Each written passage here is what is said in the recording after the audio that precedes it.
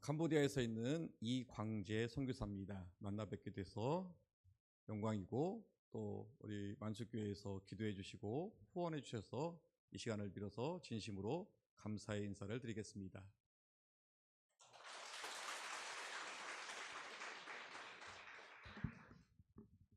말씀하신 대로 저는 캄보디아 간 지 얼마 되지 않았습니다. 4년 됐고요. 그전에는 천안에서 저희 주변에 지금 외국인들이 참 많지요. 외국인 근로자들, 한국에 일하러 오는 외국인 근로자들을 케어하고 또 그들에게 한국어를 가르치고 한국 문화를 전하는 그런 곳에서 천안 외국인 지원센터에서 제가 기관에서 한 8년 정도를 일을 하다가 그곳에서 한국에 돈을 벌러 오는 많은 외국인 친구들과 교제하다가 내가 가서 좀 보내야겠다는 생각을 가지고 캄보디아에 가게 되었습니다. 그래서 캄보디아 간 지는 4년 차입니다. 제가 외국인 센터에서 외국인 근로자를 많이 상대하다 보니까 대한민국은 이제 외국인하고 떼놓을 수 없는 밀접한 관계를 맺을 수밖에 없는 그런 나라가 되었습니다. 어느 공장에 갔더니 그 공장장 같은 위치에 있는 스리랑카 친구가 하나 있었어요. 그 친구는 8시에 시작하는데 7시 30분에 출근을 해요. 그리고 나서 미리 다 기계들 예열을 시켜요. 불 전기를 올리고 8시에 딱 공장이 가동할 수 있도록 미리 다 준비를 해요. 누가 시키지 않았어요. 그리고 다 끝나고 나서 다른 친구들보다 30분 늦게 퇴근을 합니다. 뒷정리를 싹 하고 깨끗하게 정리를 하고 남들보다 30분 늦게 퇴근을 해요. 30분 일찍 출근을 하고 30분 늦게 퇴근을 합니다. 한두 번 그렇게 하면은 모를 텐데 계속 꾸준히 그렇게 하니까 공장 사장님이 하시고 공장의 관리 부장님이 하시고 눈여겨보게 됩니다. 그래서 그 친구를 보면서 이제 원래 그 나라가 그 공장이 한 5개 나라 친구들이 있었어요. 베트남, 캄보디아, 네팔 골고 섞여 있었는데 이 친구는 스리랑카에서 온 친구예요. 얼굴이 아주 새카만 스리랑카 친구였는데 이 친구가 너무 성실하게 잘하니까 이제 베트남 친구가 기간이 돼서 돌아가고 캄보디아 친구가 기간이 돼서 돌아가고 네팔 친구가 기간이 돼서 돌아갔을 때에 추가 인원 뽑을 때에 공고를 스리랑카 친구들만 공고를 해서 스리랑카 친구들만 뽑았어요. 성실한 친구가 일만 성실히 하는 게 아니잖아요. 언어도 성실하게 해서 한국말도 어느 정도 잘 소통이 되기 시작했어요. 그러니까 이 친구를 급수를 올려줍니다. 처음에는 반장을 시켜주고 몇 명을 데리고 일하게 하더니 이제 공장장급으로 승진을 시켜줬어요. 두 번째 한국에 오게 됐고 이 친구가 거의 공장장 일을 하면서 A라인, B라인, C라인 모든 공정을 다 잘해요. 이 친구는 일을 하지 않습니다. 지금은 그 라인에 앉아있는 친구들이 아파서 결근하거나 비어있을 때만 그 라인에 들어가서 투입해서 일을 하고 이 친구는 관리만 합니다. 그 친구가 하는 일은 요만한 조그만 나무 막대 하나 이렇게 들고 다니면서 졸거나 톡, 그리고 딴짓하면 톡 이러고 다닙니다. 만약에 한국인 관리자가 톡 하면은 이거 신고 들어갑니다. 그런데 같은 스리랑카 친구가 자기 나라 친구 톡 때리니까 이거는 근로자 간의 다툼이기 때문에 이건 법적인 소송이 될 수가 없습니다. 또 이 친구가 한국어를 잘 받아들여서 필요한 것들 금방금방 전달하니까 이 회사가 너무 잘 돌아가는 거예요. 이 친구 봉급이 한 달에 얼마쯤 받을 것 같습니까? 지금 이 친구가 기본 500에 BMW 타고 다닙니다. 제가 오랜만에 이제 나와가지고 제가 나왔던 소식을 듣고 이제 알던 10년 전부터 알던 외국인 친구들이 점심을 먹자고 해서 나갔는데 저는 제 동기 목사님 사모님이 타시던 모닝을 타고 이제 나갔어요. 제가 차가 없으니까요. 한국에 차가 없으니까 모닝을 타고 나갔는데 좀 있다 보니까 하얀색 카니발이 아주 새 차 카니발이 쫙 들어오는데 베트남 부부가 내립니다. 그리고 그 다음에 BMW 그 친구가 들어오는 거예요. 그래서 내가 베트남에서 만난 것도 아니고 스리랑카에서 만난 것도 아니고 제가 50년 넘게 살아온 대한민국 땅에서 천안에서 점심을 먹으려고 친구들을 만나는데 저는 모닝이고 베트남 친구는 카니발을 타고 들어오고 스리랑카 친구는 BMW를 타고 들어오는 겁니다. 제가 궁금해서 물었어요. 얼마씩 받냐 했더니 말씀드린 대로 기본 500에 얼마를 받고, 또 베트남 부부도 여기는 이제 둘 다 베트남 친구들인데 아이들이 지금 초등학교 1학년이고 그다음에 유치원 다니고 둘이 있어요. 그러다 보니까 둘 중에 돈을 덜 버는 남편이 애를 케어하고 있어요. 일을 지금 쉬고 여자가 지금 돈을 벌면서 살고 있는데 얼마를 버냐 했더니 자기네는 500 이하를 벌면은 한국에서 살기 힘들대요.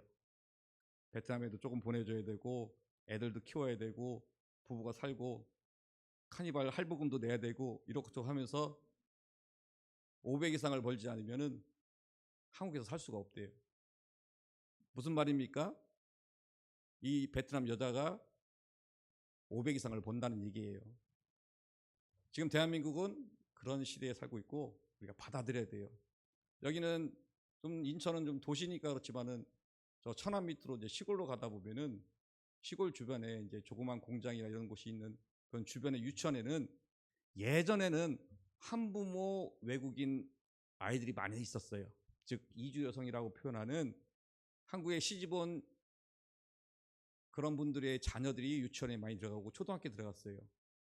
작년부터는 어떤 현상이 벌어지냐면은 엄마 아빠가 외국인인 한국어를 전혀 모르는 친구들이 유치원에 들어가기 시작합니다.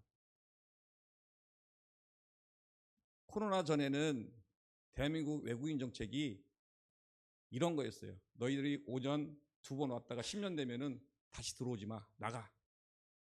그래서 이 친구들한테는 단순 근로자예요. 일만 하고 가고, 이 친구들은 외국인, 이 친구들에게는 가족을 초청을 못했어요. 코로나 이후에는 좀 외국인 정책이 좀 바뀌었어요. 근로자 정책이 바뀌어서 이제 전문 비자를 줍니다. 이렇게 한국에서 5년, 6년을 일하는 친구들에게는 일정 조건이 맞으면은 전문 비자를 줬어요. E7퍼라는 전문 비자를 줘가지고 이렇게 주면은 가족을 초청할 수 있어요. 그래서 이런 친구들이 기간산업에서 일하는 친구들에서 1년에 한 1000명씩 주던 거를 작년부터 3만 명씩 줍니다. 30배를 줬어요. 그러니까 작년에 이런 비자를 변경했던 친구들이 3만 명이 넘어요. 그래서 그 전에 뭐 15,000명, 16,000명 있었던 이런 전문 비자 갖고 있던 친구들이 지금 5만 명이 됐습니다. 이 친구들이 그만 대부분 다 350, 400, 500씩 벌어요. 그러다 보니까 자기네 고향에서 가족들을 데려옵니다. 결혼한 친구들은 와이프를 데리고 오고 자녀들을 데리고 오고, 아니면 결혼한 친구들은 3개월 휴가를 내서 고향에 가서 결혼을 해서 같이 들어옵니다. 그래서 이제는 외국인, 양쪽 다 외국인 엄마 아빠를 둔 아이들이 점점 많아지기 시작해요. 안산에는 초등학교에 외국인 비율이 70%, 80%, 90%인 학교가 세 학교가 있습니다. 90% 넘어간 학교는요, 그 동네 사는 한국인 분들은 다 여기 초등학교 입학할 때 다 이사를 가요. 다 외국인인데 우리 아들만 한국 사람이니까 이사를 가는 경우가 많다고 합니다. 충청부터 음성에 가면요, 15%가 외국인입니다. 음성군의 총 인구의 15%가, 공식적인 통계에 나와 있는 게 15%가 외국인입니다. 음성이라는 곳이 시골이다 보니까 대부분 나이가 많으신 분들이 주로 차지하고 있어요. 그러다 보니까 이 15%의 외국인들은 대부분 다 20대, 30대입니다.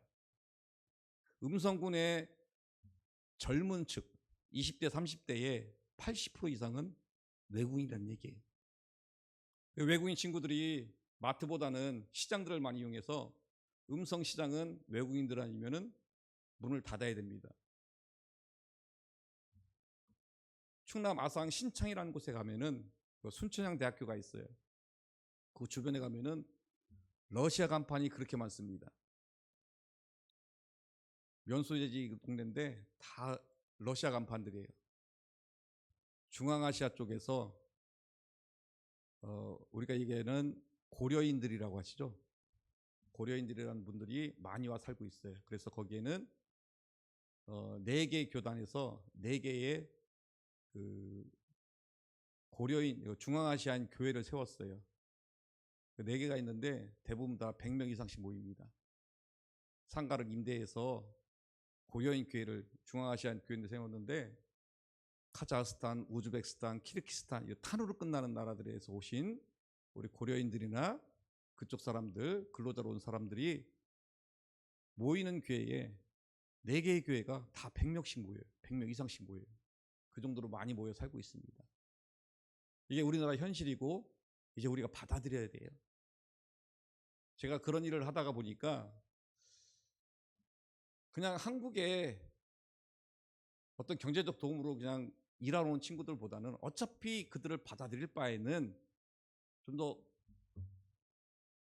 우리 교회 기독교인 입장에서 보면은 그리스도인들 입장에서 좀 퀄리티 있는 분들을 좀 데려오자. 어차피 올 거라면 퀄리티 있는 사람 데려오자. 그래서 신앙 안에서 한국어를 좀 잘 가르쳐서 그냥 공장에서 일만 하는 게 아니라 그들이 한국 교회도 나오고 그들이 한국 교회에서 신앙도 쌓아가고 그리고 대한민국에서 돈도 벌어서 다시 돌아가서 좀 건강한 교회를 세울 수 있는 건강한 그리스도인으로 만들어서 보내는 일을 해보면 어떨까라는 생각을 하게 돼서 제가 캄보디아로 가게 되었습니다. 그래서 거기에서 저는 그래요. 솔직하게 말씀드리면 10세 이상은 포기를 했어요. 제가 이미 캄보디아는 95% 이상이 불교 국가입니다. 그래서 이미 10세 이상은요 불교 문화에 찌들어서 개종할 확률이 지극히 작아요. 그런데 10세 미만으로 갈수록 확률이 높아져요. 그래서 어린아이들을 신앙 안에서 한국어 교육을 시켜서 이들이 성인 18세가 되어 고등학교를 졸업했을 때에 다른 곳이 아니라 대한민국으로 보내는 그런 일들을 하려고 지금 진행하고 있습니다. 우선 잠깐 사진을 좀 보겠습니다. 지금 제가 하고 있는 사역이 이렇습니다. 그래서 본격적인 사역은 지금 제가 하고자 하는 본격적인 사역은 아닙니다. 10세 미만이 없어요. 거의 없고 그냥 교회 안에 잠깐밖에 없는데 그 외에 제가 주로 하고 있는 한국어 교육 사역은 위에 사진들 쭉 보시면은 거기에 있는 친구들은 다 13세 이상들입니다. 13세 이상들을 제가 작년부터 1년 6개월 정도 지금 가르치고 있는데 왜 이 친구들을 하냐면은 언어를 전달할 때 저 혼자는 힘들어요. 50 넘어가니까요. 캄보디아 말을 배우기가 너무 힘들어요. 그래서 제가 캄보디아 말을 배워서 그들에게 설교를 하려면요 한 10년도 더 있어야 돼요. 거기서 10년 넘게 있던 선교사님들 보니까요 10년, 12년, 13년 되는데 어린이 설교도 되게 힘들어 하세요. 언어가 굉장히 어렵더라고요. 그래서 저는 작전을 바꿨습니다. 제가 10년 배울 거 아이들 가르치면 2년이면 한국어 배워요. 그래서 저는 캄보디아 말을 안 배우고 2년 동안 한국말을 잘 가르쳐서 한국어로 예배를 드리려고 작정하고 있습니다. 그래서 지금 1년 6개월째에 우선 13살에서 14살, 15까지 중학생입니다. 우리나라로 하면 중학생 아이들의 동네 이장님한테 제가 찾아가서 집안 형편이 너무 어렵고 힘든 친구들 10명만 좀 추천해달라. 추천을 받았어요. 그 친구들한테 부모를 다 데리고 오라고 해서 제가 그냥 외국 사람이니까 도움 받으려고 애들 보내지 마시고 그럴 바엔 시작도 하지 마시라고. 난 애들한테 한국말을 가르칠 텐데 밥하라고 빨래하라고 집안일하라고 애들 공부하는 거 방해하지 마시고 한국어 시간에 빠지거든 엄마가 때려서라도 보내라고 다짐을 받았어요. 그래서 하루에 2시간씩 그렇게 하겠다라는 부모의 동의하에 지금 2시간씩 가르치고 있고 이 친구들은 솔직히 선교의 대상은 아니에요. 그 친구들은 미안하지만은 받아들이면 감사하고 안 받아들여도 괜찮다는 각오를 했습니다. 이 친구들 통해서 이제 올해 10월부터는 더 어린 10대 미만의 아이들을 모아서 가르칠 때에 보조 선생님으로 쓰려고, 제가 없어도 계속해서 한국어를 가르칠 수 있고, 어느 날 또 보니까요, 제가 나이 차 한참 나는 제가 가르친 것보다도 언니 오빠라고 부르는 친구들하고 서로 어울려 놀다가 배우는 게 더 많더라고요. 그래서 더 효율적인 방법을 강구하다 보니까 이렇게 진행하고 있습니다. 또 감사하게도 또 다음 사진 보시면은 작년에 9월에 또 조그만 한 450평 땅을 지금 구입을 하게 됐습니다. 구입을 해서 현재 지금 건축 중에 있습니다. 그래서 9월 말쯤에 완성되어서 10월 둘째 주에, 추석 다음 주에 우리가 오픈식을 하고 본격적인 제가 원하는 10세 미만의 아이들을 교육하고 가르치는 그 사역을 본격적으로 진행하는 계획으로 일을 해나가고 있습니다. 캄보디아는 우리나라의 1.8배입니다. 땅 크기가 남한의 1.8배고 인구는 3분의 1밖에 안 돼요. 1700만입니다. 그런 나라에 불교는 97%예요. 2.5%인가 이슬람이에요. 기독교는 0.3%도 안 돼요. 너무도 작은 비율을 차지하고 있어요. 그래서 정말로 기도가 많이 필요하고 정말로 함께 될 그런 나라인데, 이 나라가, 우리 좀 돌려주시면은 화면을 다음 장으로, 예, 여기 보시면은 이 캄보디아의 선교에 장점이 있더라고요. 보니까 여기가요, 어떤 분들은 막 사회주의 국가 아니냐고 그렇게 물으세요. 아닙니다. 왕이 있는 입헌군주제 왕정 국가입니다. 그래서 공식적으로 기독교를 탄압하지 않습니다. 제가 50 넘어서 가다 보니까 십자가를 가리고 이런 일을 못 하겠더라고요. 십자가를 좀 보이는 삶을 살고 싶었어요. 그래서 캄보디아를 선택했습니다. 베트남도 라오스도 미얀마도 보니까 다 사회주의 국가라서 숨겨야 되는 거예요. 이거를 못하겠다, 숨기는 거. 그래서 캄보디아를 겪고, 그 다음에 이 나라가 우리나라에 비하면 엄청난 출산율을 갖고 있어요. 보통 시골 가면요, 기본 애들이 셋이에요. 집집마다 셋이 있어가지고 그냥 이렇게 들어와서 모이자 그러면 3, 40명 금방 모여요. 이게 더운 나라니까 아침 7시 학교를 가요. 가가지고 10시 반이면 집에 와요. 밥을 안 줘요, 학교에서. 10시 반이면 다 돌아와요. 중학교, 고등학교 애들도 그래요. 7시에 시작해가지고 10시 반이면 집에 가요. 그게 끝나는 게 아니에요. 점심 집에서 먹고 1시까지 또 학교 가요. 학교에서 밥을 안 주니까요. 더운 나라니까 도시락 싸가지 가면요, 위험해요. 집에 가서 먹어야 돼요. 점심시간이 길어요. 10시 반부터 1시까지. 그러면 1시에 가면 선생님이 계시냐? 아니에요. 선생님은 2시에 들어오세요. 선생님 2시에 들어와서 또 한 2시간 정도 수업을 해요. 그리고 한 4시 반, 5시에 이제 또 집에 가는 거예요. 그러니까 어떻게 보면은 애들은 편한 것 같은데 부모 입장에서는 속 터지죠. 그렇게 공부시켜도 될까? 한국 부모님 같으면은 캄보디아 속 터졌을 거예요. 그런 나라가 캄보디아입니다. 아이들이 참 많고요. 14세 미만의 비율이 높아요. 인구의 29%가 14살 미만이에요. 선교사인 제 입장에서 보면은 가능성이 무궁무진하죠. 그리고 이 대한민국이 한국에 살 때는 참 힘들었는데 나가보니까 참 위대한 나라더라고요. 특히 제가 간 캄보디아나 이쪽 동남아에 갔더니 넘버원이 대한민국이에요. 대한민국을 가고 싶어가지고 애쓰는 사람이 그렇게 많아요. 캄보디아는 한국에 근로자로 보낼 수 있잖아요.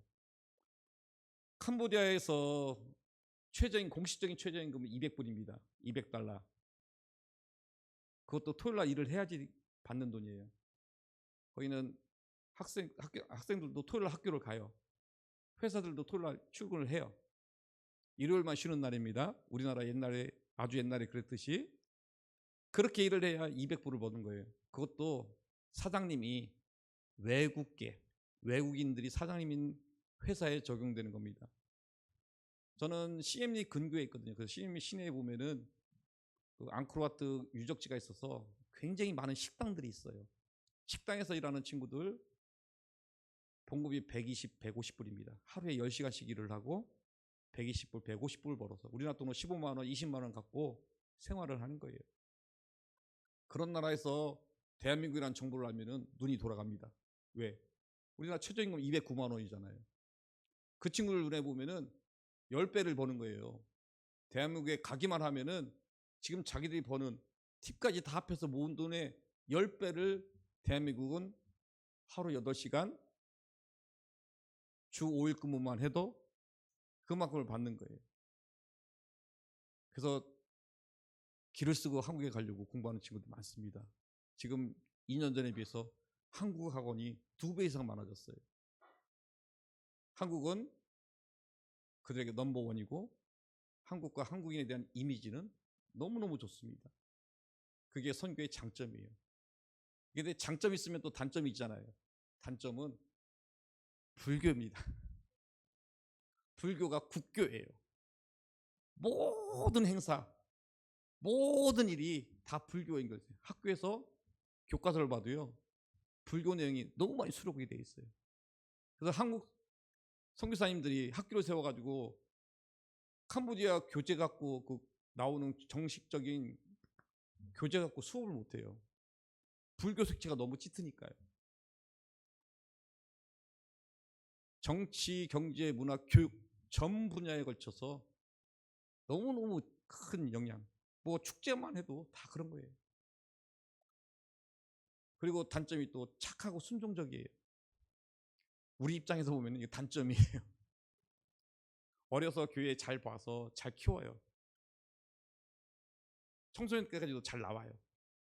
그래서 어른이 돼서 이제 대학교 가거나 아니면 일하러 가거나 그러면요, 너무 부모 말을 잘 들어요.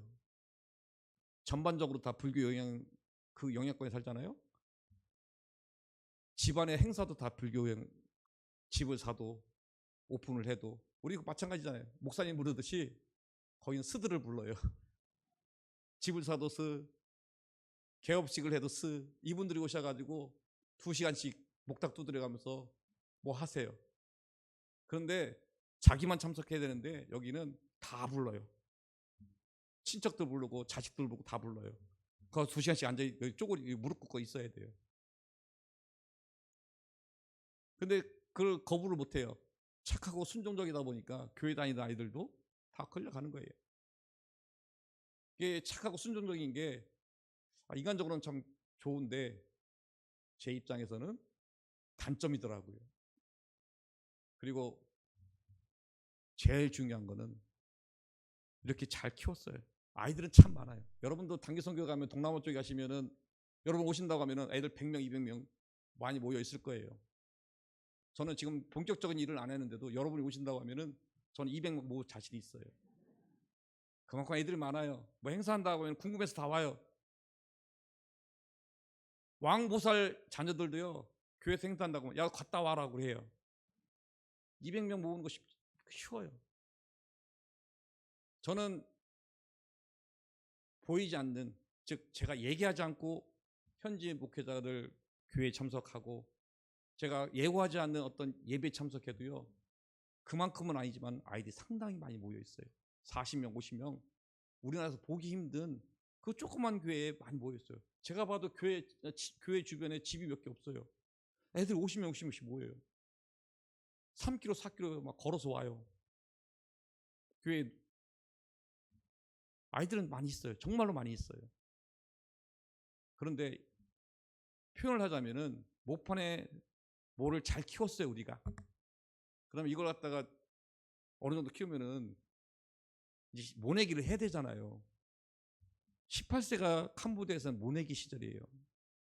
우리가 현지 목회자들, 선교사들이 막 애써가면서 키워가지고 하면은 이 친구들이 다 도시로 나가요. 제가 지금 55세인데 제 연배, 저 위에 계신 분들은 시골서 잘하신 분들은 아실 거예요.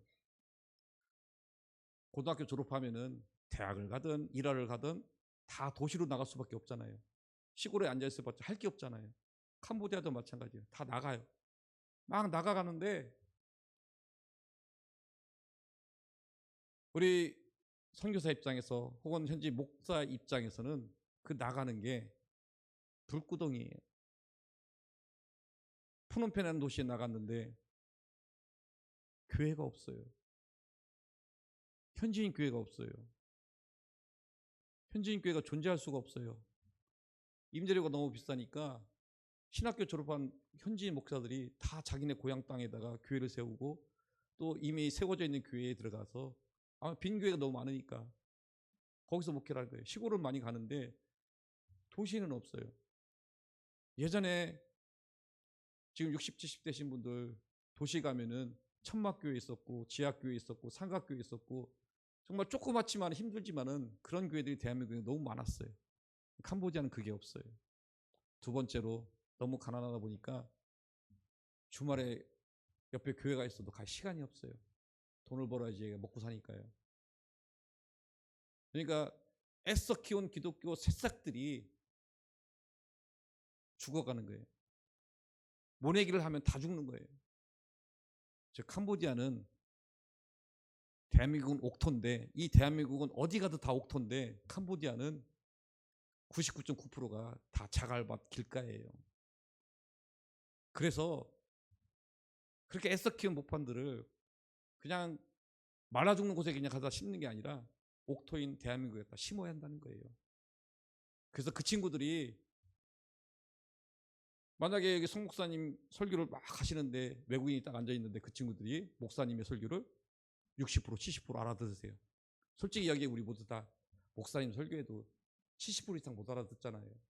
그냥 60% 70% 알아들으면 다행이고 그거 기억하면 다행이에요. 돌아시면 50% 그냥 날아가 버리잖아요. 그런데 목사님 설교를 60% 70% 알아듣는 분이 외국인들이 쫙 앉았다고 생각해 보세요. 그 친구들이 나가가지고 커피숍에서 커피 드셔서 권사님 어제 드라마 보셨어요?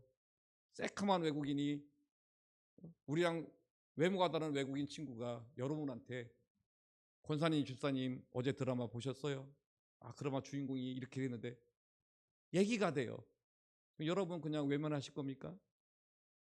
이쁘다고 귀엽다고 착하다고 더 신경 써주시고 교제하시고 신앙적으로 더 잘 자라게 혹은 대한민국에서 건강하게 잘 살 수 있도록 여러분이 애써 돌아보실 거 아닙니까? 목사님도 내 말을 내 설교를 알아듣는 친구가 있는데 가만히 두실 거냐고요. 그 신앙이 자랄 수 있도록 도와주실 거란 말이에요. 대한민국은 옥토예요. 정말로 옥토입니다. 이 옥토에 어차피 심겨질 그들이라면은 기본 퀄리티가 높은 친구들을 데려오자는 겁니다. 그래서 죽어가는 우리 한국 시골교회에 심고 그들이 또 여기서 10년 15년 잘 커서 본인의 나라 돌아가서 거기서 건강한 교회를 세우고 건강한 교회를 만들어서 우리보다 순기능적으로 순선한 될 수 있는 그런 것들을 좀 모색해 봐야 한다는 겁니다. 이제 우리 그냥 외국인이 많네가 아니라 외국인이 더 많이 보이네. 인구의 5%가 외국인이에요. 피할 수 없습니다. 앞으로 20년 지나면요 더 많아질 겁니다. 10년 지나면요 이제 한 300에서 400만 점점점 늘어날 겁니다. 요즘 계속 제가 시골교회 설교하러 다니는데 지난주도 121년 된 교회 갔다 왔어요. 교회 갔더니요 제가 제일 젊어요. 제가 제일 젊어요. 거기에 제가 알기로도 막 150명, 200명씩 모였던 교회인데요. 죄송합니다. 지금 50명이 안 나요. 안 모여요. 다 나가고 있고요. 농사 짓는 땅은 똑같아요. 다 외국인이 와 있습니다. 저 갔더니 외국인들이 이렇게 열변을 토하시는 거예요. 그만큼 외국인이 아니면 농사가 안 되고 어업이 안 되고 건설업이 안 돼요. 제조업이 안 돼요. 이제 하다가 이제 올해부터는 요식업까지, 식당에 가면은 외국인 근로를 채용할 수 있도록 허가됐습니다. 앞으로 예상하는 첫 번째는요, 요양보호사입니다. 요양보호사도 이제 외국인들이 오고, 그래서 캄보디아는 지금 준비하고 있어요. 간호학 선교사님들 갖다 모셔가지고 어느 대학에서 간호사 양성하는 대학 있잖아요. 간호학과가 있는 대학에서 선교사님들, 사모님들 모셔다가 한국어 교육하고 있습니다. 곧 대한민국의 요양보호사가 자리가 열리면은 그 간호학과 나온 간호사 친구들을 한국에 보내려고 준비하고 있어요. 캄보디아는 그렇게 하고 있어요. 그게 문만 열리면은 물밀듯이 들어올 겁니다. 앞으로 점점 열리는 그런 곳들이 많아질 거예요. 받아들이셔야 돼요. 외면할 게 아니고 막을 게 아니라 받아들이는데, 우리가 어떻게 받아들이냐가 참 중요해요. 그리고 선교사들도 중요해요. 어차피 이런 상황이라면은, 우리가 보내야 될 거라면은 보다 교회에 필요하고 대한민국에 필요하고 우리 한국 교회에 필요한 사람들을, 그래서 잘할 수 있게 하는, 신앙적으로 잘 자랄 수 있게 하는 그런 친구들을 분명하게 보내는 그런 선교사들이 돼야 된다는 겁니다. 그래야지 한국 교회가 더 발전하고, 여기서 잘 키워서 선교사인 제가 가서 막 선교하는 것보다 여기서 잘 배워간 친구들이 선교하는 게 더 빨라요. 한 가지 말씀드리고 말씀 마칠게요. 제가 일할 때에 2012년, 13년대에 통계청 자료에 없었던 항목이, 제가 작년에 이제 좀 올해 들어오려고 좀 준비하다 보니까 없던 항목이 생겼어요. 그게 뭐냐면은 종교 비자가 있어요. 대한민국에 종교 비자를 받고 들어오는 사람들이 있어요. 2024년 통계청에 1,530명이 들어왔어요. 누가 들어왔을까요? 이 1,530명이 종교 비자로 들어왔는데 어떤 분들이 들어왔을까요? 대부분이 이슬람 이맘들 얘기하더라고요. 이슬람 교회 이맘들이 들어왔을 거라. 아닙니다. 주로가 다 불교 스들이 들어왔어요. 동남아 쪽에 캄보디아도 한국에 가면요, 자주 여기 빨간색 가사 입은 젊은 승려들이 한국어 공부하고 있습니다. 왜 그러냐면은 불교가 이제 가난한 나라 보니까 그동안에는 그냥 가만히 놔둬도 불교 인구가 올라갔어요. 지금은 이제 이 불교 국가에서도 이제 경제적으로 좀 발전하다 보니까 인구가 그냥 유지하게 받거나 아니면 깔아앉고 있어요. 그러니까 자연적인 불교인들의 증가가 이루어지지 않고 있어요. 그런데 놀랍게도 한국이 한 15년 동안 이제 외국인한테 근로자의 문을 열고 갔더니 한국에 일하러 갔던 친구들이 기독교 개정을 많이 하고 들어오는 거예요. 인구가 쭉쭉쭉 들어갈 때는 신경을 안 썼어요. 근데 인구가 이렇게 수평을 이루고 있으니까 이제는 위기감을 느끼는 거예요. 우리 기독교만 우리가 자정하고 막 우리 기독교 위기 있다 이렇게 하기 아니라 불교도 마찬가지예요. 캄보디아 불교계도 태국 불교계도 위기감을 느끼는 거예요. 스리랑카도 불교 국가입니다. 거기서도 위기감을 느껴서 스님들을 교육해서 한국에 보냅니다. 그들은 포기하려고 보는 게 아니에요. 한국 사람들한테 불교를 포기하려고 들어오는 게 아니에요. 자기네 나라 불교 근로자들이 개종을 못하도록 지키려고 오는 겁니다. 2025년도 논문을 보니까요, 2050년도 25년 후에는요, 이슬람은 증가해요. 19억에서 23억으로 늘어난다고 연구를 하더라고요. 기독교는 23억에서 23억을 유지하면 잘하는 거다. 22억 정도로 떨어질 거다. 그것도 아프리카 남부에 있는 그분들이 많이 낳아줬기 때문에 가능한 거다라고 얘기합니다. 아프리카 보면은 위는 이슬람이고 밑에 중부 밑으로는 기독교 국가가 많거든요. 거기서 많이 낳아주기 때문에 가능한 거예요. 불교는 5억 명 유지한대요. 지키는 것. 저도 이거 여러 명사 보면서 갑자기 좀 드리고 싶은 건데, 이슬람은요 가만히 놔도 증가해요. 왜? 부부가 4, 5, 6을 낳기 때문에 그들은 그들 것만 지켜도, 이슬람은 철저히 지키잖아요. 이슬람은요 99.999%가 다 이슬람 내려가요. 둘이서 넷을 낳고 여섯을 낳아가지고 다 철저하게 이슬람화 시켜버려요. 그러니까 캄보디아에도요, 그 엄청난 불교 국가에서도 이슬람이 2.5%를 차지하고 있어요. 그들은요 마을을 안 떠나요. 지네들끼리 결혼해서 계속 애만 낳아요. 지지리도 가난하게 살아도요 애를 4, 5씩 낳아서 키우고 있습니다. 철저하게 그들 율법을 지키며 살고 있어요. 이슬람은. 그러니까 증가를 하는 거예요. 근데 안타깝게 우리 기독교는요, 저 신학대학원 다니고 신학대학 다닐 때 전도사 나가면은 그때 제가 교육전도사 할 때 제일 많이 들었던 소리가 뭔지 아세요? 제가 고등부 담당이었었거든요. 고등부 담당으로 갔는데 대전에 좀 알만한 큰 교회에서 제가 저기 교육전도를 했는데 그때 교회 집사님 권사님들이 저한테 부탁하시는 게 우리 애는 대학 나온 다음에 대학 붙은 다음에 보낼게요. 제가 고등부 담당이니까 저희 애는 3년 동안 건들지 말아주세요. 대학 들어간 다음에 보낼게요. 이게 제가 제일 많이 들었어요. 그 결과 어떻게 된 겁니까? 대한민국에 위기가 온 겁니다. 뭐냐? 권사님, 집사님이, 장로님들이 수직적으로 자기들 자녀들을 지키지 못했기 때문에 이런 일이 생긴 거예요. 우리가 전도하지 못해서가 아니고 우리가 막 하지 못해서가 아니라 우리가 정말 지킬 것을 못 지켰기 때문에 이런 일이 생긴 겁니다. 모쪼록 우리 만수교회는 이런 여름 행사에 공부 좀 못해도 돼요. 보내서 그래가지고 꼭 지키시기를 바랍니다. 우리도 지켜야 삽니다. 불교도 지키려고 수들을 보내요. 대한민국에 한국말을 가르쳐가지고 젊은 승려들이 와서 보내요. 저는 천안 쪽에 살기 때문에 그쪽에서 일을 했기 때문에 그쪽에 이게 외국인 친구들이 어디 가재 가봤더니요. 그 시골 마을에 외딴 그 집 있잖아요. 외딴 집들이 이제 빈집이 된 걸 갖다가 이들이 10집만 돈을 모아가지고 스리랑카 쪽이 돈을 모아가지고 조그만 집을 사서 리모델링 했어요. 가봤더니 거기가 사찰이에요.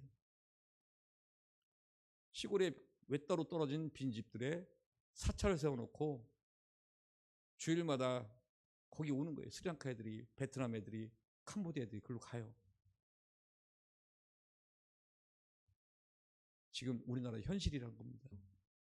직시하시고 다 기도해 주시고 또 어차피 우리가 선교하고 데려올 것 같으면은 좀 퀄리티 있는 것들을 만수교회도 요구하시기 바랍니다.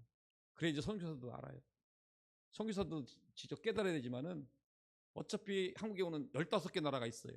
외국인 근로자 나라. 그곳에 선교하는 선교사에게는 한국말 좀 잘 가르친 양질의 근로자, 양질의 유학생들을 좀 보내라.